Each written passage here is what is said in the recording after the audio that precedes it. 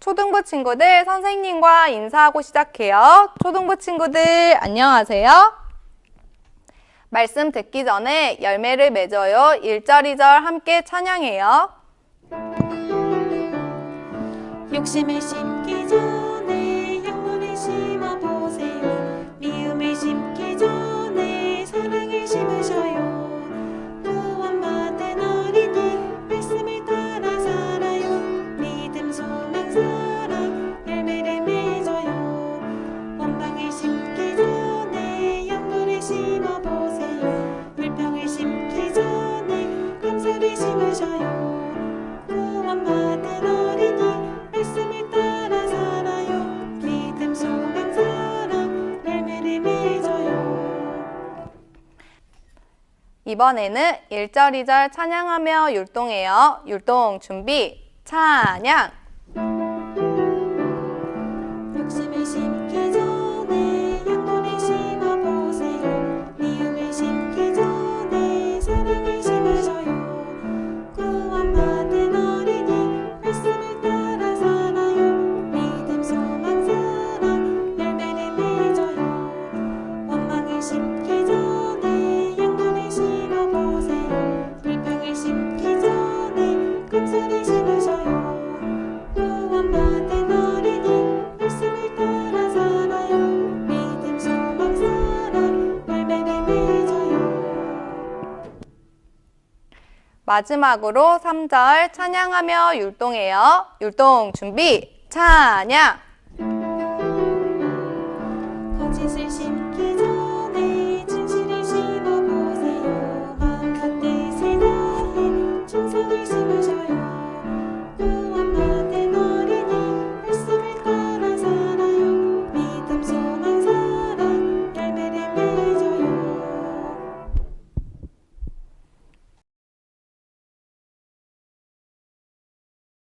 초등부 친구들 안녕하세요. 안녕하세요. 선생님과 손이에요. 예쁜 손 허리 꼬르륵 꼬르륵 아이 배고파.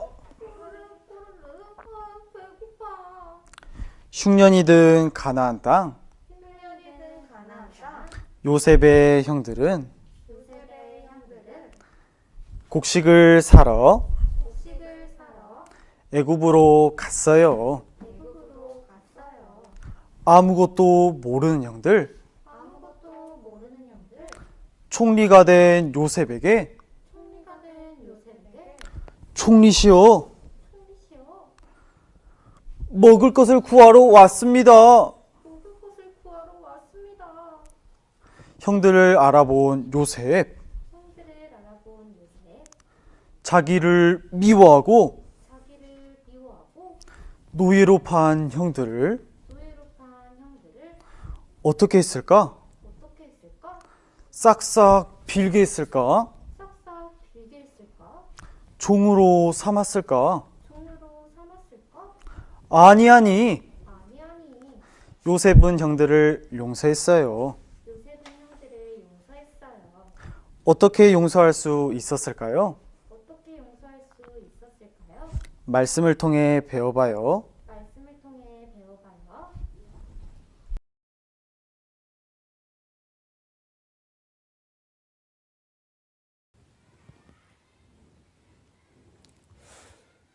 말씀 들으시기 전에 하나님께 함께 기도하고 시작하겠습니다.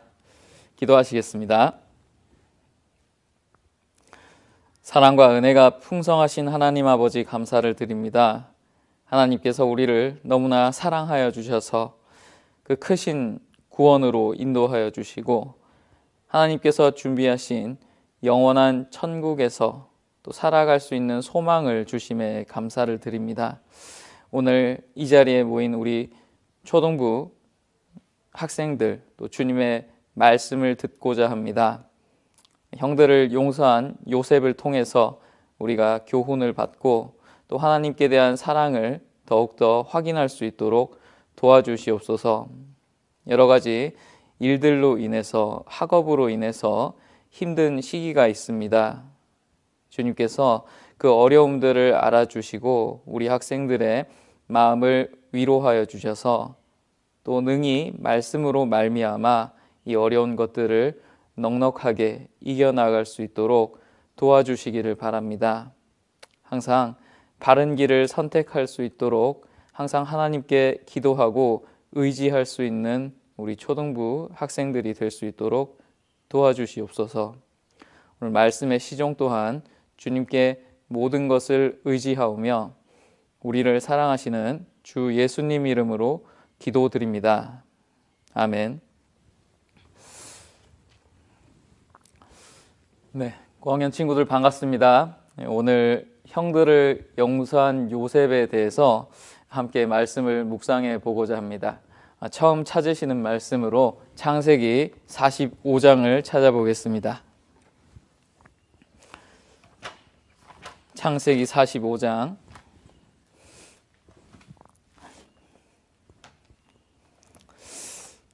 4절부터 8절까지입니다. 창세기 45장 4절로 8절 말씀 제가 읽도록 하겠습니다. 요셉이 형들에게 이르되 내게로 가까이 오소서. 그들이 가까이 가니 가로되 나는 당신들의 아우 요셉이니 당신들이 애굽의 판자라. 당신들이 나를 이곳에 팔았으므로 근심하지 마소서, 한탄하지 마소서. 하나님이 생명을 구원하시려고 나를 당신들 앞서 보내셨나이다. 이 땅에 2년 동안 흉년이 들었으나 아직 5년은 기경도 못하고 추수도 못할지라. 하나님이 큰 구원으로 당신들의 생명을 보존하고 당신들의 후손을 세상에 두시려고 나를 당신들 앞서 보내셨나니 그런즉 나를 이리로 보낸 자는 당신들이 아니요 하나님이시라. 하나님이 나로 바로의 아비를 삼으시며 그 온 집의 주를 삼으시며 애굽 온 땅의 치리자를 삼으셨나이다. 네. 이 요셉은 굉장히 힘든 삶을 살았습니다. 우리 학생들이 이번 요셉 공과를 통해서 꼭 한 가지를 배워보았으면 좋겠습니다. 특별히 지난주에는 총리가 된 요셉에 대해서 배우셨는데요. 총리가 된 요셉을 통해서 어떤 것을 배웠으면 좋겠냐? 저는 개인적으로 우리 학생들이 이것을 배웠으면 좋겠습니다. 이것이 있으면은 사람들에게 인정을 받게 됩니다. 이것이 있는 사람은 사람들에게 인정을 받게 되고 또 이것을 가지고 사는 사람은 결국은 하나님 앞에도 인정을 받고 또 성공적인 삶을 살아갈 수 있게 됩니다. 그리고 이것을 가진 사람은 거짓된 삶을 살아가지 않도록 이것이 도와주게 됩니다. 자, 사람의 성품 중 하나인 이것이 무엇일까요? 바로 성실이라는 것입니다. 이 요셉의 생애가 기구하잖아요. 굉장히 힘들게 자라왔습니다. 여러분들이 살고 있는 환경과는 비교가 되지 않을 정도로 엄청난 힘든 인생을 살아왔습니다. 그런데 그 가운데서 요셉이 결코 버리지 않고 꾸준하게 지켜온 그 성품 중 하나가 바로 성실이라는 것입니다. 성실이 무엇인가 한번 사전적으로 찾아보았습니다. 성실이 무엇일까? 성실하다, 성실하다. 그 어떤 단어의 의미는 어렴풋이 우리가 인지를 하고 있지만은 그 정확한 의미에 대해서는 조금 혼돈스러워하지 않을까 생각이 들어서 한번 찾아보았습니다. 성실이라는 것은 정성스럽고 참되다라는 뜻입니다. 정성스럽다, 마음을 다해서 한다는 것이죠. 그리고 참되다, 거짓이 없다라는 것입니다. 그래서 영어로 성경에는 성실이라는 단어를 영어로 이렇게 번역을 해놨습니다. faithfulness, earnest, truth. 이렇게 믿음직한 것, 그리고 근면한 것, 그리고 참된 것. 이렇게 영어 성경에는 기록이 되어 있습니다. 우리가 이 성실한 삶을 살아야 되는 거죠. 우리 학생들이 요셉과 같이 성실한 삶을 살기를 바라겠습니다. 요셉은 그 삶을 보면요, 그 애굽에 팔려 갔을 때도 이제 보디발의 집에서 종으로 살아가게 됩니다. 그런데 그 종에서 처음에는 가정 총무를 맡는 종은 아니었을 겁니다. 가장 밑에서 허드렛 일, 뭐 청소 같은 거 시키고 화장실 청소 시키고 뭐 설거지하고 이런 허드렛 일을 하면서 점점 살아갔을 겁니다. 그런데 그 안에서 성실하게 하나님 안에서 성실하게 또 사람들이 보기에 성실하게 행함으로 인해서 이 요셉은 말단 종이 아닌 그 가정에서 최고의 위치를 가진 자가 되는 것입니다. 감옥에서도 마찬가지죠. 억울한 누명을 쓰고 감옥에 들어가게 되었습니다. 그런데 요셉은 이곳에서도 성실하게 임하게 됩니다. 보통 죄수들이라면 그냥 그 방 안에 갇혀 있음으로써 나오는 어떤 음식들을 그냥 주는 대로 받아 먹으면서 교관들이 시키는 대로 하는 것이 죄수입니다. 그런데 이곳에서 요셉은 죄수의 입장이었지만 수많은 일들을 하게 됐죠. 재반 사무일, 행정일, 죄수를 관리하는 일들을 통해서 이 감옥 안에서도 성실함을 인정받아서 정말 많은 일을 할 수 있게 되는 사람입니다.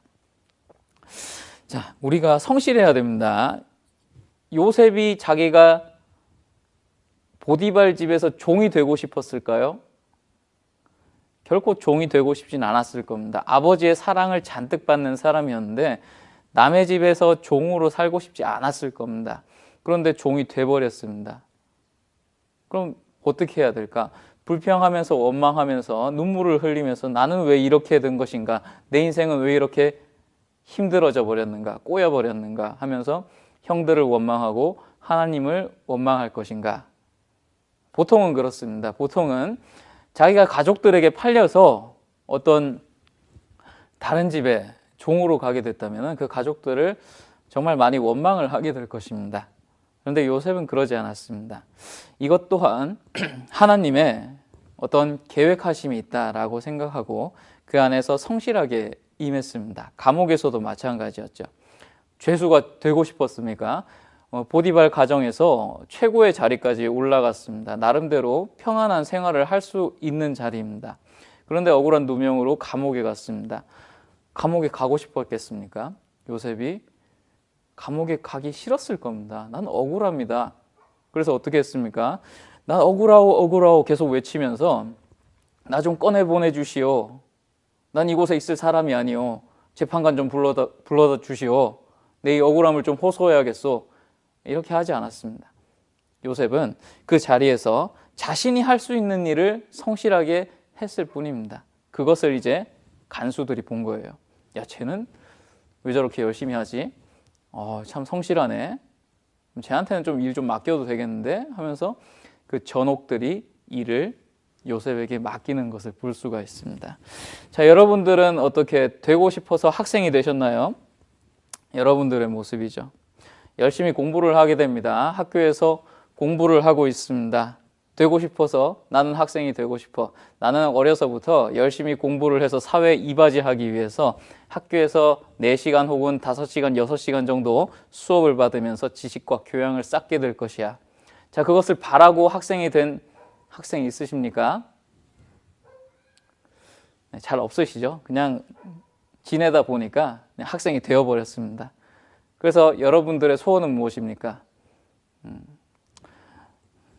저한테도 1학년짜리 딸이 있는데 학교 가는 걸 그렇게 좋아하는 것 같지는 않더라고요. 한 번씩 학교 가기 싫다라는 얘기를 합니다.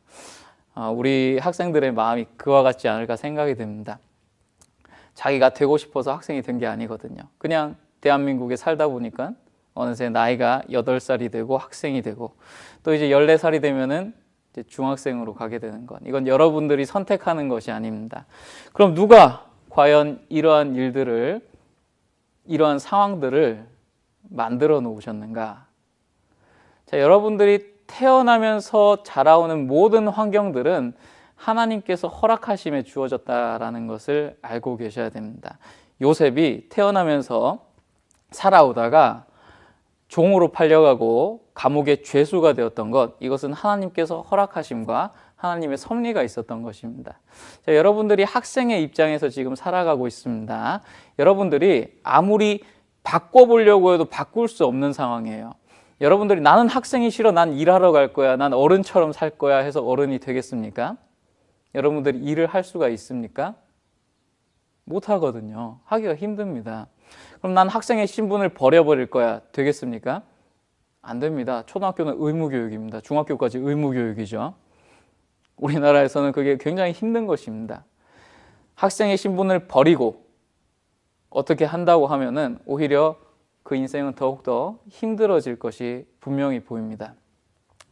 자, 이 여러분들이 학생이라는 것도 하나님께서 허락하심이라는 걸 알아야 됩니다. 여러분들이 발버둥 치려고 해도 결코 이 학생의 신분을 지금은 벗어날 수가 없습니다. 그렇다면 나는 어떻게 해야 되나? 나는 공부해야죠. 학생의 본분이 공부이기 때문에 공부를 하셔야 됩니다. 학생의 본분이 공부입니다. 요셉의 본분이 있었습니다. 종이었습니다. 열심히 주인의 일을 하는 것이 그의 본분이었습니다. 열심히 했습니다. 성실히 했습니다. 어느 순간 성공해 있었죠. 여러분도 공부를 하셔야 됩니다. 하기 싫다? 그 학생의 본분을 버리는 것입니다. 잘 안 될 수는 있습니다. 하나님께서 각각에게 주신 은사가 다르기 때문에 공부가 쉽지 않을 수 있습니다. 공부를 했는데 성적이 잘 안 나올 수도 있습니다. 하지만 성실하게 하셔야 됩니다. 학생의 신분으로서 공부를 성실하게 하지 않는다는 것은 내 일을 내가 하지 않는다라는 것입니다. 하나님께서 허락하신 그 환경을 내가 성실하게 받아들이지 않는다는 것입니다. 하지만 이렇게 고생만 하다 끝날 것이 아니죠. 여러분도 어느 순간 이제 어른이 될 것이고 이제 공부라는 것도 어느 정도 정리가 될 때가 있을 겁니다. 이제 성공을 하시는 그런 분도 있을 거고 사회적으로 높은 지위에 올라갈 사람도 있을 것입니다. 자, 요셉이 그러한 사람입니다. 이제 어느 순간 감옥에서 그런 수고를 하고 난 다음에 왕에게 꿈풀이를 하게 되고 그 공로를 인정을 받아서 애굽의 총리가 됩니다. 총리가 될 때는 어떻게 됐을까? 총리가 되었으니까 이제 편하잖아요. 태평성대, 세상에서 가장 강한 나라 이집트, 애굽, 당시에는 세상에서 최고 강한 나라였습니다. 그 곳에서 최고의 자리인 거예요. 왕이 있는데 왕이 신경을 안 써요. 왕은 나는 너보다 높은 것이 직위뿐이다. 어떤 위치뿐이다. 네가 알아서 애굽을 다 관리해라. 이렇게 맡겨버립니다. 그러니까 요셉은 최고의 나라에서 최고의 위치까지 올라갔던 것입니다. 그러면 어떻게 하겠습니까? 아이고 이제 좀 내 인생이 폈구나. 이제 좀 편안해졌구나. 하고 싶은 거 다 해봐야지. 그래서 뭐 맛있는 거 먹고 놀러 다니고 그랬을까요? 창세기 41장에 보면 이렇게 나와 있습니다. 41장 46절에 요셉이 애굽 왕 바로 앞에 설 때 30세라. 그가 바로 앞을 떠나 애굽 온 땅을 순찰하니. 이집트 전역을 순찰을 하는 겁니다. 이제 총리의 입장으로서 총리로서 맡은 일이 있게 되잖아요. 이 이집트를 어떻게 잘 다스려 갈 것인가? 자, 이것을 궁리하게 되고 이것을 연구하게 됩니다. 일단은 파악을 해야겠구나. 이 사람들이 어떻게 살아가고 있는지 알아야겠다. 그리고 이 애굽을 위해서 내가 무엇을 할 수 있는지 알아봐야겠다. 전 땅을 순찰을 합니다. 그게 쉬운 게 아니거든요. 대한민국 전국 방방곡곡을 돌아다니면서 그 사람들이 어떻게 살아가고 있는지 확인하는 것도 쉬운 일이 아닙니다. 그런데 이 요셉은 부지런히 성실하게 자기가 총리의 일을 지금 하고 있는 것입니다. 그래서 이 요셉이 있음으로써 이집트가 엄청난 부자가 되었다라고 성경은 얘기를 하고 있습니다. 이 요셉이 있었던 곳은 항상 하나님께서 축복을 더하셨죠. 항상 형통케 하셨습니다. 그래서 보디발의 집이 잘 됐어요. 감옥에서도 감옥의 어떤 일들이 잘 됐습니다. 요셉으로 인해서. 자, 그럼 총리가 된 다음에 그 이집트는 어떻게 되었을까? 창세기 47장을 보시면요. 그 7년 가뭄 아시죠? 7년 가뭄 사건. 그 시기를 이렇게 얘기를 합니다. 기근이 더욱 심하여 사방에 식물이 없고 애굽 땅과 가나안 땅이 기근으로 쇠약하니 요셉이 곡식을 팔아 애굽 땅과 가나안 땅에 있는 돈을 몰수히 거두고 그 돈을 바로의 궁으로 가져오니. 자, 사람들이 이제 7년 기근 동안에는 먹을 것이 없는 것입니다. 그러니까 요셉이 지혜를 발휘해서 곡간을 만들어 놓고 풍년들 때 그 쌀의 수확물의 5분의 1을 무조건 창고에 저장을 해 놓습니다. 7년 동안의 기근을 대비한 거죠. 마침내 7년 기근이 닥쳤습니다. 사람들은 어쩔 줄 몰라 합니다. 어떻게 하지? 이제 먹을 것이 없는데 어떻게 하지? 다행히도 이 하나님께서 지혜를 주신 요셉이 그 곡물들을 쌓아놨거든요. 성경에는 바다의 모래와 같이 그 곡물들이 많았다라고 얘기를 합니다. 창고에 쌓아둔 것이. 그래서 먹을 것이 있었던 거예요. 근데 그냥 줄 수는 없죠. 사게 합니다. 이 이집트 사람들이 돈을 주고 왕에게 돈을 이제 바치고 곡물을 얻어오는 거예요. 먹고 살려면 어쩔 수가 없는 거죠. 그리고 다른 나라에서도 돈을 이제 가져오기 시작합니다. 자, 그러면 돈들이 어디로 모이죠? 네, 애굽의 왕가로 돈이 모이게 되는 것입니다. 엄청난 부를 모을 수가 있는 거죠. 자, 그것뿐만이 아닙니다. 17절에 보시면은 그들이 그 짐승을 요셉에게 끌어오는지라 요셉이 그 말과 양떼와 소떼와 나귀를 받고 그들에게 식물을 주되 곧 그 모든 짐승과 바꾸어서 그해 동안의 식물로 그들을 기르니라. 돈 다 써버렸습니다. 너무 기근이 심하다 보니까 돈이 다 써버린 거예요. 더 이상 뭐 집을 샅샅이 뒤져봐도 돈이란 게 없습니다. 가치 있는 금은보화 이런 것들이 없습니다. 그럼 이제 어떻게 해야 되냐? 굶어 죽어야 되냐? 그러니까 백성들이 나오는 거예요. 요셉한테 와가지고 우리 집 가축이라도 있으니까 이것 좀 팔아서 곡물 좀 사게 해주십시오. 그러니까 요셉이 알겠다. 오케이. 자, 짐승들 가져와라. 곡물 줄게. 그래서 애굽의 온갖 짐승들이 다 왕가로 들어오는 거죠. 돈을 다 모으고 동물들을 다 모으기 시작합니다. 자, 그래도 기근이 끝나질 않습니다. 7년 동안의 긴 기근입니다. 자, 19절 보시겠습니다. 창세기 47장 19절. 우리가 어찌 우리의 전지와 함께 주의 목전에 죽으리까? 우리 몸과 우리 토지를 식물로 사소서. 우리가 토지와 함께 바로의 종이 되리니 우리에게 종자를 주시면 우리가 살고 죽지 아니하고 전지도 황폐치 아니하리이다. 결국은 뭐까지 팔아야 되냐? 기근이 계속되기 때문에 이제 동물도 다 팔았죠. 뭐 남은 게 없습니다. 남은 거 보니까 백성들이 보니까 자기들이 살고 있는 땅이 보이는 거예요. 요셉한테 가서 이 땅이라도 좀 사주십시오. 땅을 팔기 시작하는 겁니다. 곡물과 땅을 바꿔버리죠. 그래서 애굽 온 땅이 다 왕의 수중에 들어오는 일이 이 창세기에서 발생을 하게 됩니다. 애굽 왕가가 어마어마해졌습니다. 요셉으로 인해서 그분이 있는 사람, 그분이 있는 곳, 요셉이 있는 곳은 항상 하나님께서 형통케 하심으로 복을 더하는 것을 볼 수가 있습니다. 여러분들이 나중에 성장해서 이런 사람이 되고 싶지 않습니까? 요셉과 같은 사람이 되고 싶지 않습니까? 내가 있는 곳이 정말 잘 되고 부흥되고 하나님께서 형통케 하심으로써 정말 모든 것들이 잘 풀려나가는 그런 사람이 되고 싶지 않습니까? 그렇다면은 지금 이 시간 성실하셔야 됩니다. 내가 공부가 싫다고 하더라도 본분이기 때문에 해야 되는 거예요. 안 할 수는 없거든요. 그러면 하는 것을 성실하게 하셔야 됩니다. 부모님 말씀을 듣는 것도 마찬가지입니다. 여러 가지 것들에 있어서 우리는 항상 그 주어진 상황에 대해서 성실하게 임하셔야 하는 겁니다. 마침내 요셉이 총리가 되었을 때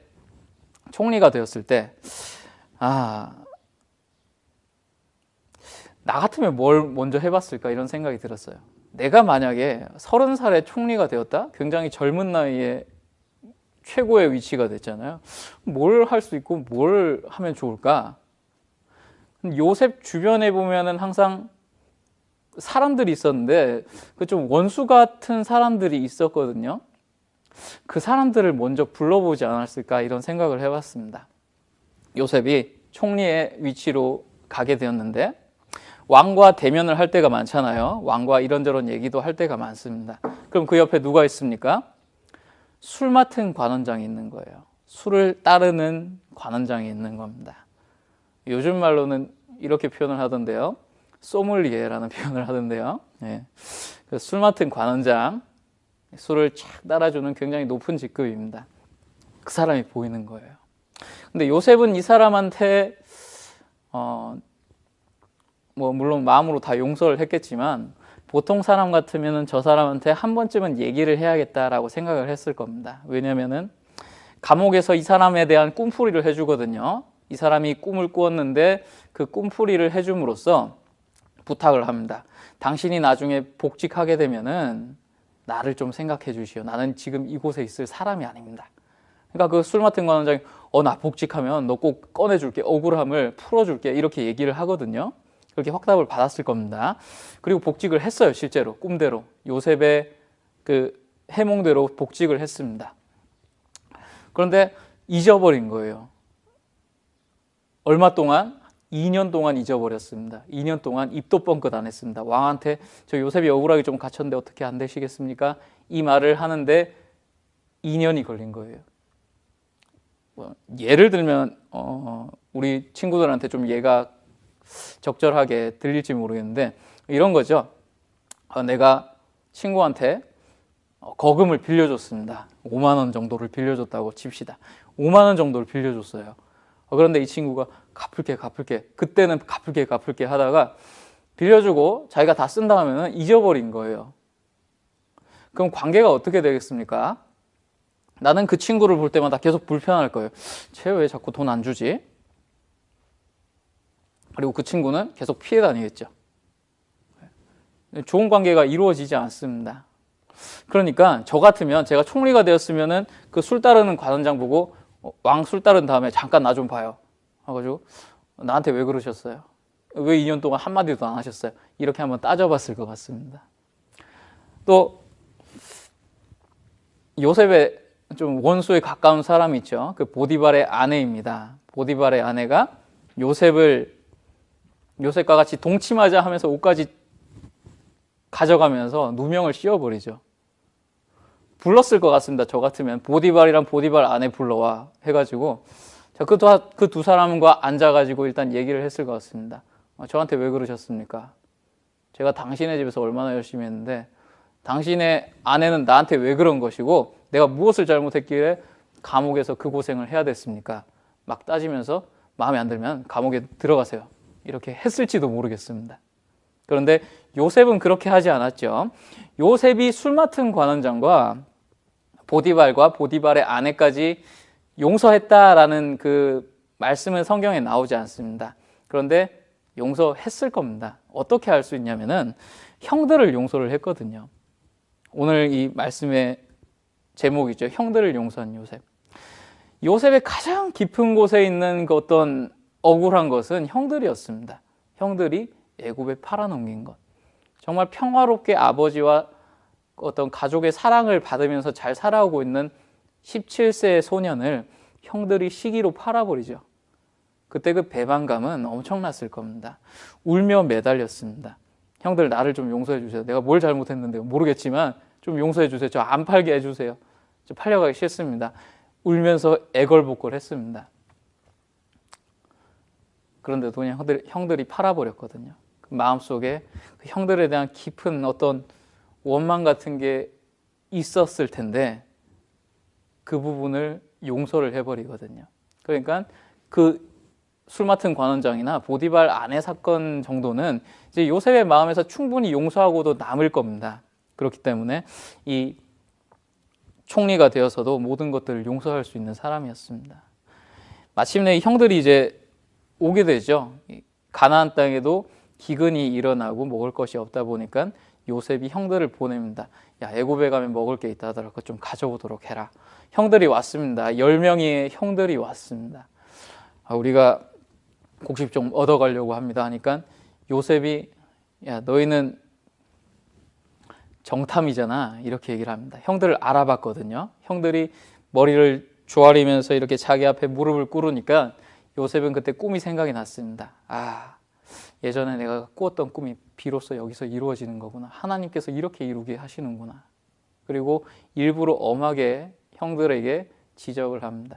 너희들은 정탐이라 이 땅을 엿보러 왔느니라 이렇게 얘기를 합니다. 형들이 막 변명을 하죠. 아닙니다. 우리는 아버지의 아들로서 12형제가 있는데 한 명은 지금 아버지와 함께 있고 한 명은 어렸을 때 어떻게 된지 모릅니다. 이렇게 얘기를 합니다. 그러니까 요셉이 내가 너희들을 보고 지금 정탐이라고 하는 이유가 그 말 때문이다. 너희가 12형제인데 11명이 지금 남아있다면 왜 10명만 왔느냐. 가서 나머지 한 명 데리고 와라. 그럼 내가 인정해 주겠다. 이렇게 얘기를 하니까 형들이 이렇게 얘기를 하죠. 창세기 42장 21절입니다.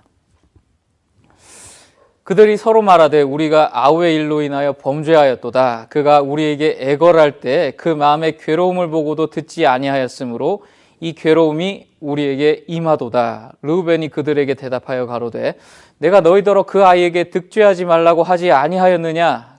그래도 너희가 듣지 아니하였느니라. 그러므로 그의 핏값을 내게 되었도다 하니. 그러니까 이집트 총리니까 이 형제들이 요셉은 못 알아들을 줄 알고 자기들 나라 말로 하는 거예요. 그냥 이스라엘 말로 막 얘기를 하는 겁니다. 애굽 말은 어차피 애굽 사람이니까 애굽 말 쓸 테고 히브리 말은 못 알아들을 테니까 막 자기들끼리 얘기를 하는 겁니다. 우리가 그때 아우 요셉 판 게 지금 우리가 지금 벌 받는 거 아니냐. 그가 애걸할 때 울면서 우리한테 매달릴 때 우리는 그를 돌아보지 않았다. 그 벌을 우리가 지금 받게 되는 것이다. 그러니까 형들도 마음속에 계속 간직하고 있었어요. 어느 순간 우리가 잘못했구나라는 것을 뉘우치고 있었습니다. 그래서 이 요셉의 말대로 한 명 남겨두고 시므온 한 명을 남겨두고 다른 형제들이 이제 돌아가게 되죠. 이제 가서 베냐민을 데리고 와야 됩니다. 그런데 아버지 야곱이 잘 보내주질 않아요. 아유 베냐민까지 이러면 나는 진짜 죽을 것 같다. 보내줄 수 없다 하면서 계속 데리고 있습니다. 그런데 식량이 다 떨어져 버리죠. 이제 어쩔 수 없이 가야 됩니다. 유다가 아버지한테 야곱한테 베냐민 데려가야 됩니다. 우리가 꼭 데려오겠습니다. 약조를 받고 베냐민과 함께 다시 애굽으로 가게 됩니다. 요셉이 베냐민을 보고 굉장히 반가웠을 겁니다. 그런데 그 정을 억제를 하고 정말 그냥 그 곡물을 살아온 사람들처럼 그냥 똑같이 대하게 됩니다. 식사를 하고 즐거운 자리를 가지고 곡물들을 다시 챙겨서 가득히 실어가지고 이제 보내게 됩니다. 그런데 보낼 때 한 가지 계략을 쓰죠. 은색찬을 베냐민의 짐에다가 집어넣습니다. 몰래 집어넣습니다. 그리고 그들이 다시 가나안으로 돌아갈 때 부하한테 시키는 거죠. 야, 넌 가가지고 쫓아가서 그 은색잔 발견해서 그 발견한 사람은 나의 종으로 만들도록 그렇게 해라. 자, 이렇게 얘기를 하고 쫓아갑니다. 어느 정도 가고 있을 때 왕의 요셉의 신하들이 와서 너희들이 어떻게 우리 주인의 귀한 것을 훔쳐갔느냐, 그 은색 잔을 훔쳐갔느냐 하면서 이 형제들은 어리둥절한 거예요. 아닙니다. 저희 훔쳐간 적 없습니다. 만약에 그 은색 잔이 그 잔이 우리 짐에서 나오면은 누구든지 그 사람은 당신의 종이 될 것입니다. 그래서 뒤졌습니다. 뒤졌는데 그 베냐민의 짐에서 딱 나오는 거예요. 형제들이 깜짝 놀라면서 어쩔 줄 몰라 하는 겁니다. 베냐민은 꼭 데려가야 되거든요. 베냐민 안 데려가면 아버지 야곱이 죽을 것 같거든요. 그래서 이 베냐민에게 은색잔이 나오니까 다시 왕궁으로 복귀합니다. 요셉한테 들어가게 됩니다. 가서 이제 베냐민 너는 나의 종이 될 것이다. 이렇게 요셉이 얘기를 하니까 유다가 또 얘기를 하죠. 안 됩니다. 저를 좀 데려가십시오. 제가 종 되겠습니다. 이 베냐민 데려가면 지금 아버지 노년이신데 그 아버지 지금 죽습니다. 베냐민 데려가면 우리 형제들 못 돌아갑니다. 얘기를 하니까 그때서야 이제 요셉이 자기의 감정을 통제를 하지 못하고 눈물을 흘려버립니다. 형들, 제가 요셉입니다. 이 말을 하면서 마음에 이제 용서한 것을 이제 딱 나타내기 시작하는 겁니다. 창세기 45장 4절 5절이죠. 제가 읽겠습니다. 요셉이 형들에게 이르되 내게로 가까이 오소서. 그들이 가까이 가니 가로되 나는 당신들의 아우 요셉이니 당신들이 애굽의 판자라. 당신들이 나를 이곳에 팔았으므로 근심하지 마소서, 한탄하지 마소서. 하나님이 생명을 구원하시려고 나를 당신들 앞서 보내셨나이다. 요셉이 형들을 용서할 수 있었던 이유는 하나님 덕분이었습니다. 하나님 때문이었습니다. 하나님께서 이 모든 것들을 계획하셨기 때문에 형들은 잘못이 없습니다 라고 얘기를 해주는 거죠. 하나님께서 그렇게 하신 겁니다. 그러니까 모든 용서의 근원이 하나님이 되는 거예요. 이 요셉은 하나님 앞에서 성실했기 때문에 정말 하나님께 복을 계속해서 받는 것을 느껴왔고, 하나님 덕분에, 하나님 때문에 이제 자신이 총리가 되었다는 것을 확실히 알고 믿고 있었습니다. 형들을 이미 다 용서를 했던 거예요. 그런데 그 요셉의 방법을 보면 형들이 잘못을 뉘우칠 수 있도록, 잘못을 회개할 수 있도록 기회를 주는 것을 볼 수가 있습니다. 계속해서 그 정탐이다 이렇게 몰아가잖아요. 그 가운데서 형들의 마음을 보는 거예요. 과연 저 형들이 나에 대해서 지금 미안해 하고는 있을까? 자기들의 잘못을 알고는 있을까? 이것을 보는 겁니다. 근데 봤거든요. 형들이 너무나 잘못했다라는 것을 인정하는 것을 봤습니다. 이제 용서를 해줘야 되는 거예요. 용서를 하는 겁니다. 자, 우리가 구원받을 때도 마찬가지입니다.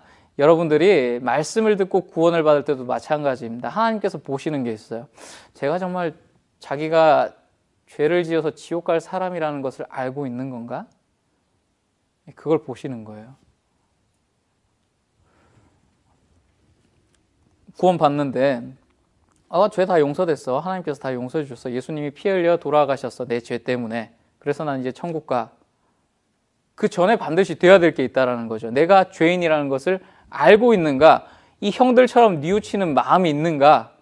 하나님 앞에서 잘못했습니다 라는 그 통회하는 마음이 있는가? 그걸 보시는 겁니다. 요셉은 이미 옛날에 용서를 했을 겁니다. 이미 총리가 될 때부터 용서를 했을 수도 있습니다. 언제 용서했는지는 정확하게 나오진 않지만 이미 마음에 다 용서를 해놨습니다. 근데 형들의 그 반응을 본 거예요. 왜냐하면은 형들이 잘못한 것을 모르면은 용서를 해주고 싶어도 해줄 수가 없습니다.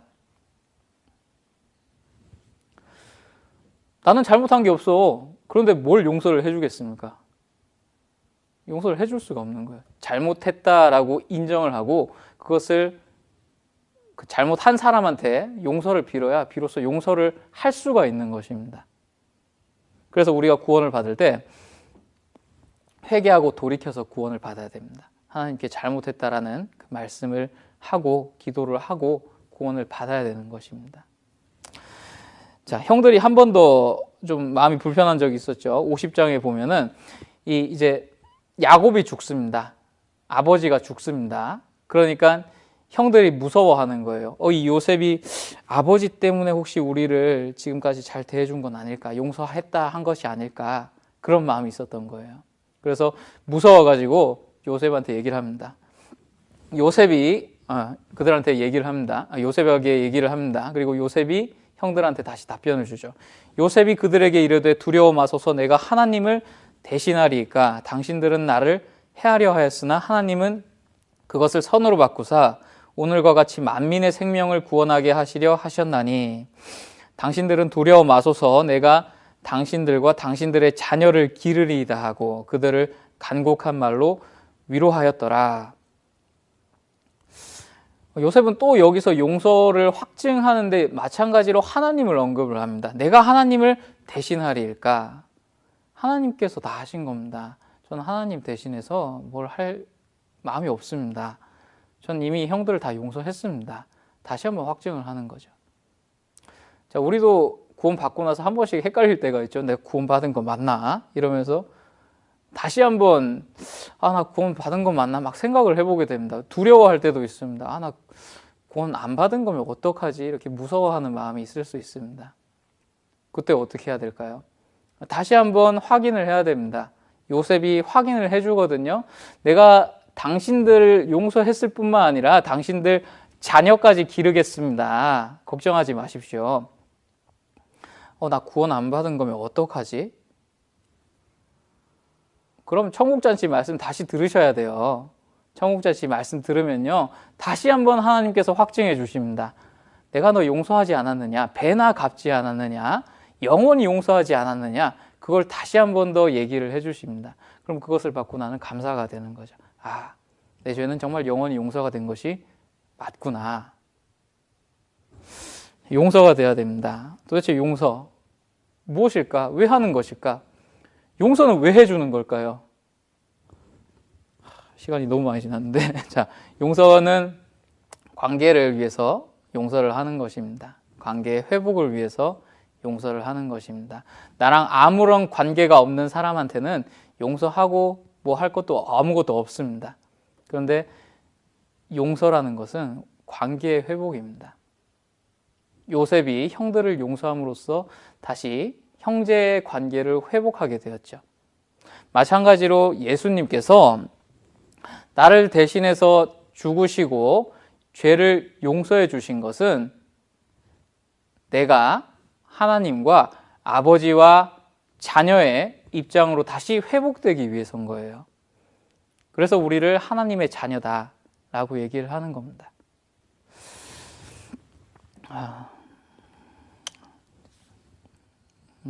제가 읽겠습니다. 사도행전 3장 19절. 그러므로 너희가 회개하고 돌이켜 너희 죄 없이 함을 받으라. 이같이 하면 유쾌하게 되는 날이 주 앞으로부터 이를 것이요. 회개하고 돌이키라는 겁니다. 먼저 용서를 구해야 된다는 거죠. 자, 이것이 반드시 있어야 된다는 겁니다. 마찬가지로 회개하고 하나님께로 돌아가서 구원을 받으라는 겁니다. 그러면 마침내 구원을 받게 된 우리는 이런 관계가 되는 거죠. 예수님과 나와 서로 얘기하는 아버지와 아들과 같은, 아버지와 딸과 같은 그런 자녀로서 이제 신앙생활을 해 나가게 되는 것입니다. 그래서 우리가 요셉을 통해서 정말 형들을 용서한 것, 많은 교훈들을 받을 수가 있습니다. 그리고 요셉을 통해서 그 어떤 성실함도 우리가 교훈을 받아볼 수가 있는 것입니다. 자, 기도하고 마치도록 하겠습니다. 사랑이 많으신 하나님 감사합니다. 하나님께서 오늘 귀한 말씀을 통해서 우리 학생들을 교훈하여 주시고 정말 우리가 요셉과 같은 그런 성품과 또 그런 인품을 본받아서 하나님 앞에 신앙생활을 할 수 있도록 도와주시길 바랍니다. 학업으로 인해서 여러 가지 스트레스가 있지만 정말 그런 모든 것도 하나님께서 허락하신 환경이라는 것을 믿고 그 안에서 성실하게 살아갈 수 있도록 도와주시옵소서. 우리를 사랑하시는 주 예수님 이름으로 기도드립니다. 아멘.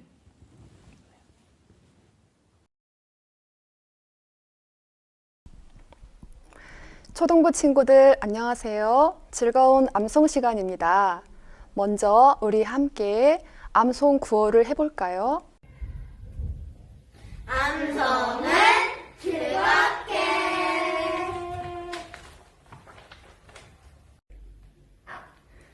암송은 즐겁게 그래요. 우리 즐겁게 암송해봐요. 매곡초등학교에 다니고 있는 3학년 친구들 5명이 암송 구호를 함께 외쳐주었어요. 고맙습니다. 이제 지난주 암송입니다. 지난주에는 총리가 된 요셉을 배웠지요. 우리 함께 화면을 보면서 암송해봐요. 애매히 고난을 받아도 하나님을 생각함으로 슬픔을 참으면 이는 아름다우나. 베드로전서 2장 19절 말씀. 이제는 친구들과 함께 암송해봐요. 좋아요. 이제 이번 주 암송입니다.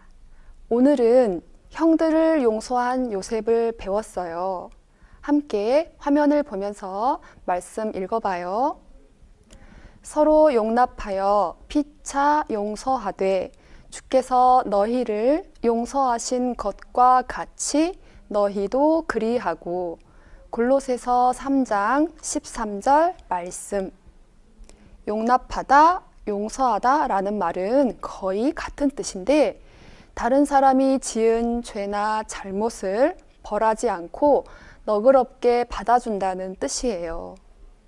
예수님은 우리를 너무나 사랑하셔서 우리가 평생 지을 모든 죄를 대신 다 짊어지시고 십자가에 죽으시고 부활하심으로 우리 죄를 다 용서해 주셨어요. 예수님의 그 큰 사랑을 생각하면서 이제는 빈칸을 채워가며 말씀 함께 읽어봐요. 서로 용납하여 피차 용서하되 주께서 너희를 용서하신 것과 같이 너희도 그리하고. 골로새서 3장 13절 말씀. 좋아요. 이제 5월의 월 암송입니다. 이 아름다운 5월의 월 암송은 과연 어떤 성경일까요? 그래요, 시편입니다. 마지막으로 5월 월 암송을 함께 읽어보고 암송 시간 마치겠습니다. 여호와 앞에 잠잠하고 참아 기다리라. 자기 길이 형통하며 악한 꾀를 이루는 자를 인하여 불평하여 말지어다. 분을 그치고 노를 버리라. 불평하여 말라. 행악에 치우칠 뿐이라. 대저 행악하는 자는 끊어질 것이나 여호와를 기대하는 자는 땅을 차지하리로다. 시편 37편 7절로 9절 말씀. 오늘 이 땅을 밟았다가도 내일은 주님 뵐 수도 있죠. 왜 미련하게 영원히 살 듯 진리를 떠나 왜 견눈질 하나. 오늘 이 땅을 밟았다가도 내일은 주님 뵐 수도 있죠.